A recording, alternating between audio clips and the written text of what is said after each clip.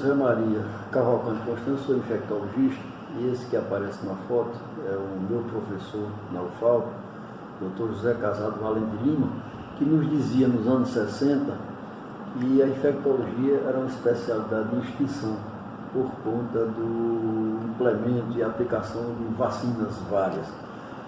O professor Casado estava certo. Nós é que falhamos na cobertura vacinal, de modo que eu estou hoje aqui, no dia 3 de setembro de 2019, para falar em sarampo, uma doença que nós considerávamos absolutamente controlada pela vacinação.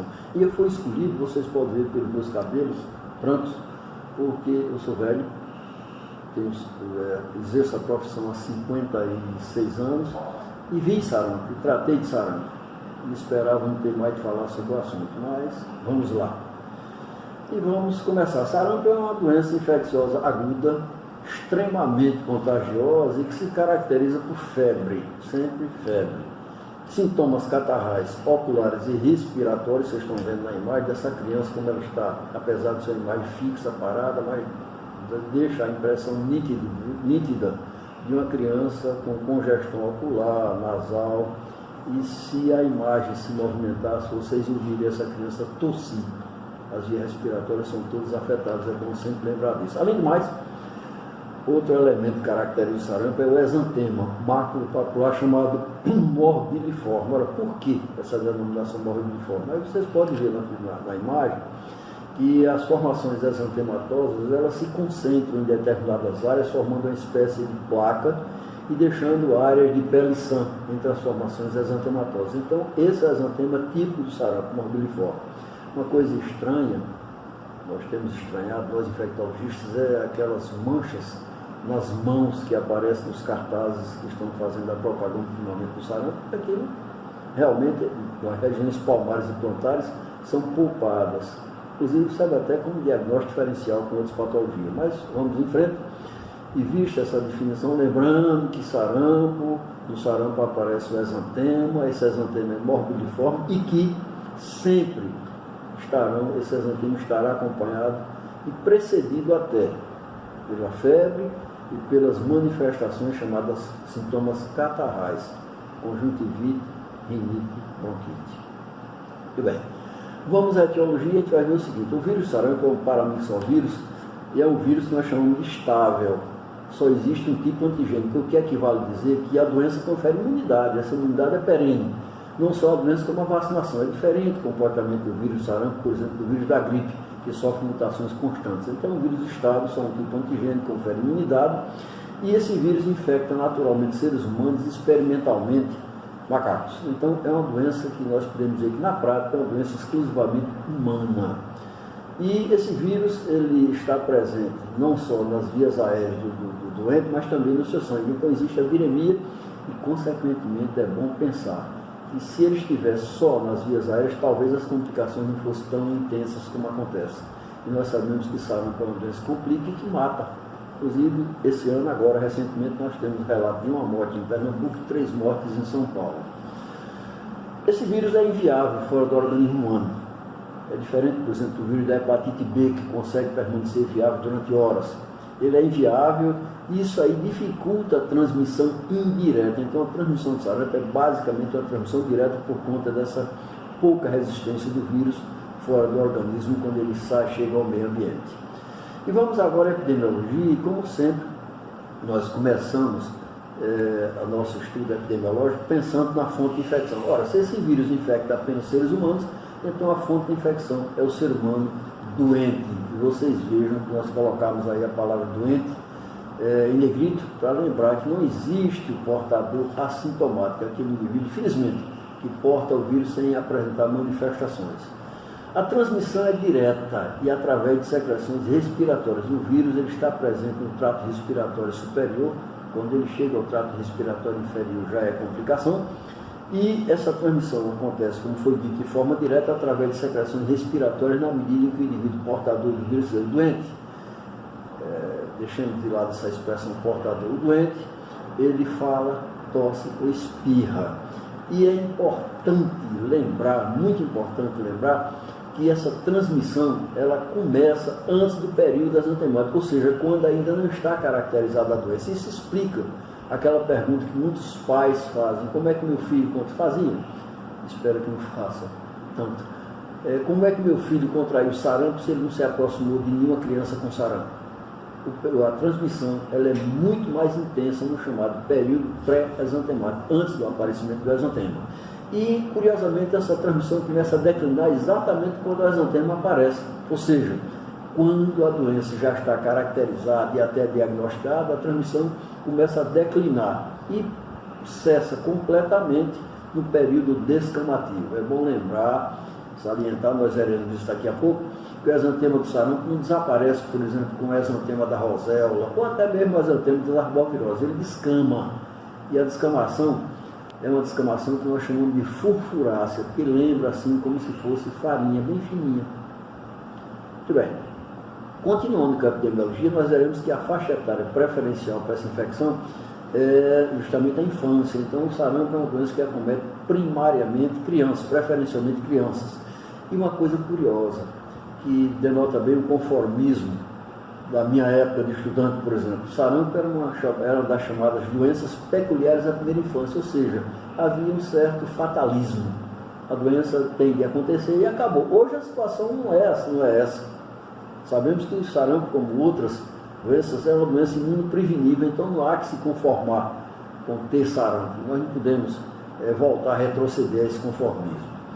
Distribuição geográfica. Sarampo era uma doença de distribuição chamada universal. Se nós formos consultar um livro antigo de doenças infecciosas ou de pediatria, nós vamos ver essa informação: doença de distribuição universal. Agora, nós sabemos que a doença é evitável pela vacinação, ela ocorre onde a cobertura vacinal é deficiente. Então já não se pode mais falar em distribuição universal.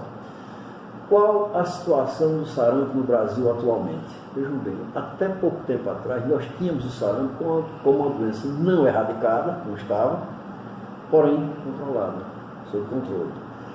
Bom, nesse ano de 2019 a situação explodiu, já vinha acontecendo, nós tivemos surto de sarampo ano passado no norte do país, principalmente por conta da migração de pessoas que vinham da Venezuela, pessoas não vacinadas. A Venezuela é um país que está numa crise econômica, política.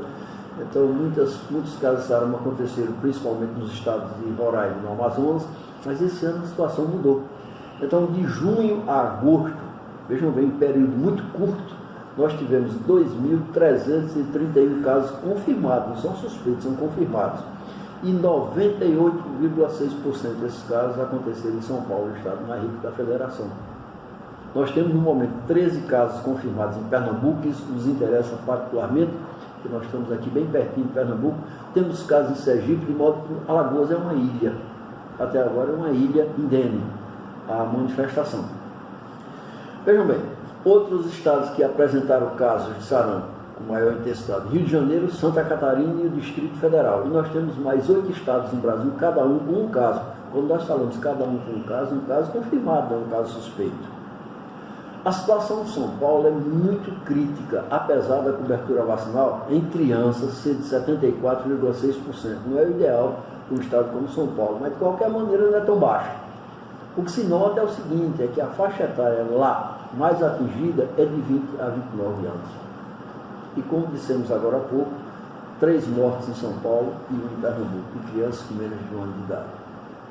Situação em Alagoas, qual é? Nós temos até o momento uma situação privilegiada. Não tínhamos casos comprovados da doença há 19 anos. O último caso, 19 anos atrás. No entanto, por que isso acontecia? Ora, não foi milagre, não foi nenhuma situação privilegiada, apesar de no hino ser dito que Alagoas é a estrela radiosa, não era por esse motivo. A questão é o seguinte, é que nós tínhamos e temos ainda uma boa cobertura vacinal. O que fica comprovado pelo fato que nós tivemos agora um caso importado em Arapiraca. Um cidadão, perto de 30 anos de idade, que viajou a Salvador, contraiu a doença lá em Salvador e chegou doente em Arapiraca. Ele chegou no dia 29 de julho, quando ele começou com febre, e no dia 2 de agosto surgiu o exantema. Então, veja bem, tivemos um caso importado. E considerando que o período de incubação do sarampo é de 7 a 14 dias, se esse paciente, se esse indivíduo adoeceu no dia 2, nós deveríamos ter um surto de sarampo em Arapiraca se a nossa cobertura vacinal não estivesse boa. É preciso dizer que está, não é só dar notícia ruim, é preciso também falar de coisas boas. E esse cliente até agora não contaminou ninguém, nem contaminará, porque o período de transmissibilidade dele já passou. Então a situação nossa, esses 19 anos sem sarampo, não é por milagre, é porque nós temos, a despeito de falhas em alguns municípios, nós temos, no geral, uma boa cobertura vacinal.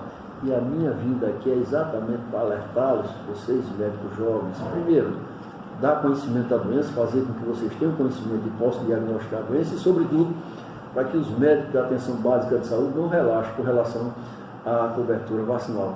Vejam como é que anda a cobertura vacinal em seu município, para que nós possamos manter essa situação. E vejam bem, tanto é que a nossa situação privilegiada se deve a uma boa cobertura vacinal, é que nós tivemos em 2017 essa situação aqui. Nós temos aqui o mapa de Pernambuco, né? E vocês veem aqui o município de Inajá, essa pontinha que toca lá no município de Inajá é justamente o município de Mata Grande. Inajá teve um surto de sarampo e nós não tivemos nada. E não se pode esperar nem pensar, lógico que eu estou brincando, que aqui nós tínhamos um vírus pernambucano que não atravessaria a divisa para o estado de Alagoas. O problema é que nós tivemos aqui uma barreira que impediu que esse vírus penetrasse, e essa barreira foi exatamente o nosso trabalho de vacinação. Então é preciso continuar acreditando nele. Bom, vejamos agora a questão da patogenia. O vírus, já foi dito agora há pouco, ele entra pela via respiratória. Alguém tosse, espirra, fala, secreção respiratória é aspirada por aquele indivíduo que não está protegido, o vírus entra por ali, via respiratória, e tem uma multiplicação inicial no epitélio da traqueia e brônquios. Depois ele terá uma amplificação em linfonodos regionais, nos gânglios regionais. E a partir daí nós teremos a viremia e infecção de múltiplos órgãos, inclusive derma e epiderma, caracterizando exatamente o exantema. É bom sempre lembrar, apesar de ser uma lembrança até certo ponto rudimentar, de que aquelas lesões de pele, elas não constituem perigo de transmissão. A transmissão é basicamente respiratória. Bom, ocorre o seguinte, com a evolução da doença, essa amplificação do vírus, essa proliferação dele no epitélio das vias respiratórias, termina havendo necrose desse epitélio, e aí sim nós teremos um grande problema que sempre acontece no sarampo, que é a implantação e multiplicação de bactérias oportunistas que estão ali esperando só aquela oportunidade exatamente para se implantar e multiplicar. E aí nós começamos com complicações que podem desde uma simples bronquite, se é que nós podemos chamar de simples, haja visto o desconforto que provoca, até situações mais sérias como pneumonias, broncopneumonias e propagação por contiguidade ou otite média. Evidentemente, há também problema com relação ao sistema nervoso central, e nós podemos ter uma encefalomielite aguda desmielinizante, não se pode dizer que seja frequente, mas pode ocorrer em quaisquer dessas infecções virais, né? E o pior é que pode acontecer uma complicação tardia, que é a pancefalite subaguda esclerosante, que vai aparecer quando ninguém nem se lembra mais que teve sarampo, ou seja, 7 a 10 anos após a doença. É uma doença de evolução lenta, crônica e fatal. Então essa patogenia, e agora nós passamos ao quadro clínico. O período de incubação é de 7 a 14 dias, então se alguém teve contato com um caso suspeito de sarampo, deve adoecer dentro desse período. O início é súbito, com febre, calafrios, coriza, parece até no início seja uma virose, como costuma dizer a nossa população, ou uma gripe, ou um resfriado. A coriza é seguida de rinorreia mucopurulenta, não é só aquela secreção translúcida, transparente, então transforma-se em rinorreia mucopurulenta. A tosse aparece, seca e depois produtiva, com expectoração mucopurulenta, e por fim ocorre a conjuntivite. Esses são chamados sintomas catarrais, são muito importantes para que se faça o diagnóstico diferencial. Logo em seguida nós temos aqui o aspecto dessa criança, que apesar de ser uma imagem parada, mas dá uma ideia dessa criança estar com secreção ocular. Nota-se que a conjuntiva está um pouquinho vermelha. Se ela pudesse assoar o nariz nessa figura, certamente sairia a secreção. Se ela tossisse, nós ouviríamos a tosse produtiva. Muito bem. Por volta do terceiro dia, veja bem, o terceiro dia que surge o exantema maculopapular, é bom sempre lembrar que ele é maculopapular, não é só papular, morbiliforme. Lembrando mais uma vez que o que caracteriza o exantema morbiliforme são as áreas de pele-sã entre as formações exantematosas, e a distribuição é chamada crânio-caudal. Começa na cabeça, na nuca, e vai se estendendo para o tórax, abdômen, membros, poupando as mãos. Está aqui, essa imagem que nós vemos aqui. Bom, o período exantemático coincide com o agravamento das manifestações respiratórias. Então, todos aqueles sintomas catarrais são agravados na hora que o exantema aparece. E pode surgir também vômito e diarreia. Pode compor o quadro apenas como sintomas, digamos assim, acessórios, sem que esses vômitos e essa diarreia comandem o quadro clínico. Agora vamos para o terreno das complicações. Uma delas pode ser a desidratação. Desidratação pela ingestão precária, criança que não come, que não bebe, e agravada pela diarreia e pelos vômitos, que apesar de não serem assim predominantes no quadro clínico, pode contribuir para essa desidratação.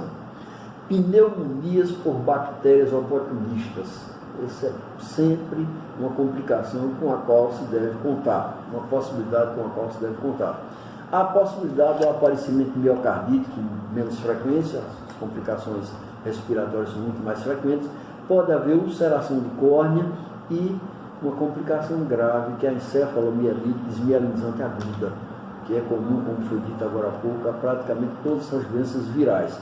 Nós tivemos recentemente, fomos testemunhas de um caso recentemente internado lá no Hospital Elvio Alto, em que a criança teve uma encefalomielite desmielinizante e, consequente, a varicela, uma doença benigna, se é que a gente pode chamar qualquer doença de benigna. Então, essas complicações principais. E, finalmente, aquela complicação que é a pancefalite subaguda esclerosante, que acontece muito tempo depois, é tardia, muito rara. No caso, complicação em cada 100 mil pacientes, faltou um zero aí, evidentemente, 100 mil, e ela é tardia, aparece 7 a 10 anos após a doença.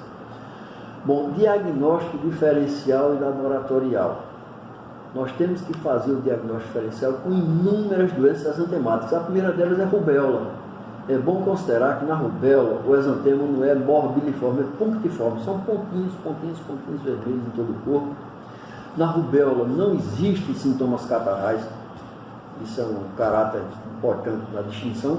E na rubéola sempre ocorrem as adenopatias retrocervicais. A cadeia retrocervical está sempre comprometida. Se diz que existe rubéola sem exantema, não existe rubéola sem adenopatias. Então é levantar da cadeira e ir para trás do paciente fazer a palpação das adenopatias retrocervicais. Rubéola é uma doença que não tende a complicar, exceto quando, claro, infecta gestantes. É uma doença que pode levar a malformações gravíssimas. Roséola infantum ou exantema súbito. Essa é uma doença curiosa. Geralmente acontece causada por um herpes vírus 6 ou 7, ocorre em crianças e ela tem uma característica interessante: 3 dias de febre. Parece até algo assim bem burocrático. No 4º dia a febre desaparece e surge o exantema, sem sintomas catarrais. É fácil fazer o diagnóstico diferencial. Escarlatina. Bom, aí nós temos uma doença bacteriana causada pelo Streptococcus beta-hemolítico, da classificação da doutora Rebecca Lansfield, né?